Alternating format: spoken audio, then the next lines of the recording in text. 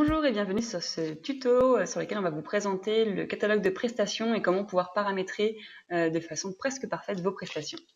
Donc on se connecte à la solution, on arrive sur l'agenda, l'onglet des prestations, c'est le 4e onglet en partant du haut. On clique dessus et on arrive sur la page, je dirais, des prestations. Vous retrouvez sur le côté gauche de votre écran l'arbre des prestations qui va être rangé en catégories, sous-catégories, sous-sous-catégories en fonction de ce que vous souhaitez. L'idée, c'est de faire un arbre assez précis et parlant pour que vos clients puissent s'y retrouver puisque ça va être visible côté client. Donc, il faut que ce soit vraiment clair pour que le parcours utilisateur soit vraiment agréable. La première catégorie, qui s'appelle sans catégorie, vous permet d'y ranger toutes vos prestations, je dirais généralistes, qui ne rentrent pas dans une catégorie précise, ou alors si vous avez des prestations, vous en avez 2, 3, 4, et que vous ne voulez pas ou vous ne pouvez pas les ranger dans des catégories, vous pouvez les mettre ici. Dès que vous voulez créer vos catégories, donc vous faites un clic droit sur 100 catégories, vous avez le ajouter une catégorie qui apparaît, on l'ajoute, par exemple on va créer la catégorie femme, je me mets en position d'une coiffeuse, je veux créer mes prestations du coup pour les femmes, donc je reclique sur la catégorie femme, en refaisant un clic droit, je peux ajouter une sous-catégorie à cette catégorie, la supprimer, attention avec ce bouton là puisque ça supprime toutes les prestations qui sont renseignées à l'intérieur, la renommer, c'est que je vais lui donner un autre nom, et ajouter de nouveau une catégorie. Dans mon cas précis, je vais ajouter une sous-catégorie et je vais mettre cheveux courts. Comme ça, je sais que mon client, quand il va arriver devant ce catalogue de prestations, il va cliquer, si c'est une femme, il va cliquer sur femme, elle a les cheveux courts, il clique sur cheveux courts, il retrouvera les prestations qui lui vont bien. Donc, à ce moment-là, je sélectionne bien la catégorie, sous-catégorie dans laquelle je veux créer mes prestations. Je vais sur le bouton « Ajouter », je clique dessus et j'arrive sur la page principale pour créer ma prestation. Ici, je vais avoir le nom qui va être visible côté client, donc c'est un nom assez précis. Par exemple, je vais mettre un forfait couleur, ou un forfait coupe, plutôt. Forfait coupe, brushing. Là, c'est le nom assez parlant, je dirais, pour mon client. Il sait pertinemment ce que je vais lui proposer comme prestation. Ici, vous allez retrouver, si vous voulez que cette prestation soit visible en ligne ou pas. Vous n'êtes pas obligé de mettre toutes vos prestations visibles en ligne. L'avantage, je dirais, de les rendre visibles, c'est que vos clients savent parfaitement ce que vous proposez. Et du coup, c'était toujours un avantage de tout montrer. Quand vous cliquez sur oui, vous avez la deuxième option qui apparaît, et là l'option qui peut peut-être vous intéresser, l'option de réservable en ligne ou pas. C'est ici que vous pourrez gérer si vos prestations, vous voulez qu'elles soient réservables en ligne ou pas. Si elles ne le sont pas, vous aurez simplement votre numéro qui s'affichera, et quand le client voudra cliquer sur la prestation, il ne pourra pas la réserver en ligne. Donc l'avantage, c'est que vous pouvez mettre toutes vos prestations visibles, mais sélectionner celles que vous voulez faire réserver en ligne par vos clients. Donc moi je dis que oui, parce que je veux que toutes mes prestations soient réservables en ligne. Dans la catégorie, on peut choisir en fait la catégorie ou sous-catégorie dans laquelle on veut mettre la prestation. Mais si on a bien cliqué dessus avant de faire ajouter, normalement on est au bon endroit. En dessous, on peut choisir une couleur par prestation, ce qui permet d'avoir un côté visuel beaucoup plus sympa sur l'agenda et de savoir exactement si on travaille avec un homme, une femme, des enfants, ou même si c'est une couleur, une coupe, etc. dans le cas précis de la coiffure. Moi, je prends du violet. Par exemple, ici, on arrive sur l'étape de la prestation. On vient renseigner ici le nom qui ne va pas être visible côté client, mais qui va être pour soi et donc visible dans l'agenda. Donc, si vous travaillez avec des abréviations, par exemple, c'est le moment, faites-vous plaisir. Par exemple, un forfait, je vais marquer orf, coupe et brush. C'est le nom qui va être du coup sur mon agenda. J'enseigne ici la durée, ça va me prendre, par exemple, pour les cheveux courts, 30 minutes. Et ici, le prix, ça va me coûter 35 €. Ça va coûter plutôt à mon client 35 €. En dessous, je vais pouvoir sélectionner mes ressources humaines, matérielles ou de salle nécessaires et capables de réaliser la prestation. Dans mon cas présent, je n'ai que des ressources humaines. Je n'ai pas besoin de ressources matérielles ou de salle. Donc, je viens de dire ici qu'il me faut une ressource humaine. Et je viens sélectionner ici les ressources ou les collaborateurs capables de réaliser cette prestation.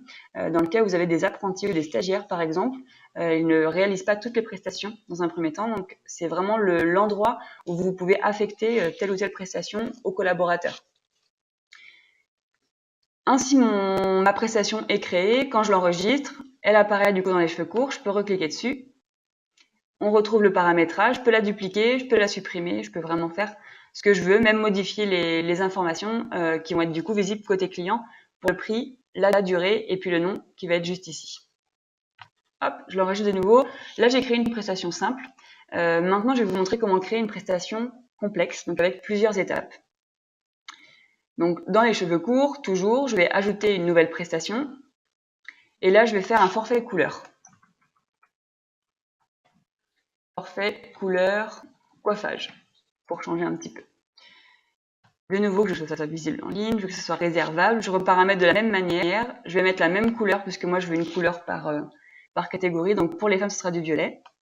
Ici, je remets que c'est un forfait couleur coiffage. Je sélectionne les mêmes collaborateurs, puisque les mêmes vont pouvoir réaliser la prestation. Et je me suis trompée.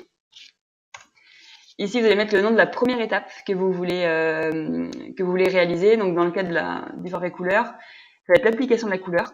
Donc, vous sélectionnez les ressources. Au niveau de la durée, ça va durer 30 minutes. Et puis, le coût, au niveau de la couleur, ça va coûter par exemple 30 €. Ici, je vais trouver le bouton « Ajouter une étape ». Quand je clique dessus, je retrouve la même fenêtre. Donc là, par exemple, pour le forfait couleur, il y a un temps de pause. Où on laisse poser la couleur, qui va durer 30 minutes et qui va coûter 0 € puisque c'est un temps de pause. Temps pour lequel je n'ai besoin d'aucune ressource, ce qui va me permettre de laisser un trou dans l'agenda d'une demi-heure et donc mettre un créneau disponible pour mes autres clients. Puis je reprends ma cliente pour faire son shampoing. Donc, je vais bien choisir mes collaborateurs. Par exemple, Antoine, qui est mon apprenti, est capable de réaliser un shampoing. Donc, je le mets sur cette étape de ma prestation. Et puis, un shampoing, ça prend, on va dire, 10 minutes et ça coûte 5 €. Je peux ajouter une autre prestation, du coup, là, pour le coiffage, qui va durer 30 minutes et qui va coûter 15 €. Du coup, Georges, Hélène et Antoine peuvent faire la prestation. J'ai créé ma prestation, du coup, à plusieurs étapes. On retrouve vraiment chaque étape ici, en sachant que de la même manière, tout est modifiable, même à la prise du rendez-vous. Ça, c'est vraiment le paramétrage pour encadrer, je dirais, la prise de rendez-vous côté client. De la même manière, je viens enregistrer et on la retrouve à la suite. Donc là, c'est les deux prestations, je dirais, principales. Peut-être que vous faites aussi des prestations avec des temps de déplacement, où vous allez chez vos clients. Et là, c'est aussi possible avec la solution YouManage. Donc, de la même manière, on recrée une prestation. Et puis, on vient simplement faire la même chose avec les étapes. On va remettre un forfait couple enfant, par exemple, à domicile. Donc, là, de la même manière, je veux que ce soit réservable en ligne. Vu que c'est pour de l'enfant, on va dire que ce sera en rouge. Dans mon étape, ma première étape, je mets une étape de déplacement. Je vais dire que c'est à 15 minutes de chez moi. En moyenne, il faut vraiment établir votre zone de chalandise. Et puis le déplacement, je ne le fais pas payer. Il faut bien un collaborateur pour le déplacement et donc ça va bien bloquer la disponibilité du collaborateur. Et ça, c'est une étape que je vais cacher au client. Alors pourquoi? Tout simplement parce que le client n'a pas à savoir, ou en tout cas je dirais que ça ne l'intéresse pas de savoir que vous avez 15 minutes de déplacement. Lui, ce qu'il veut, c'est que son rendez-vous commence bien à 14 h. Par contre, vous, dans la solution, il faut bien qu'on vous bloque la disponibilité à 13h45 pour qu'aucun rendez-vous ne soit pris sur ce créneau-là. Donc on vient la cacher au client. Comme ça, il ne verra pas en fait ces 15 minutes, tout simplement. Ici, on met que c'est la prestation. Donc, prestation couple, par exemple, ça va durer 20 minutes et du coup, ça coûte 15 € pour un enfant. Du coup, je remets mon collaborateur nécessaire et je viens pas cacher cette étape-là. J'en rajoute une dernière que je vais appeler de nouveau déplacement et qui va de nouveau me prendre 15 minutes sur lequel je vais de nouveau sélectionner Georges et la cacher. Ainsi, j'ai créé mon étape, du moins ma prestation complexe avec les étapes cachées pour le déplacement. Vous pourriez exactement faire la même chose pour un temps de préparation avant un entretien, pour un temps de débriefing après une réunion. Ça marche exactement de la même manière pour les étapes cachées.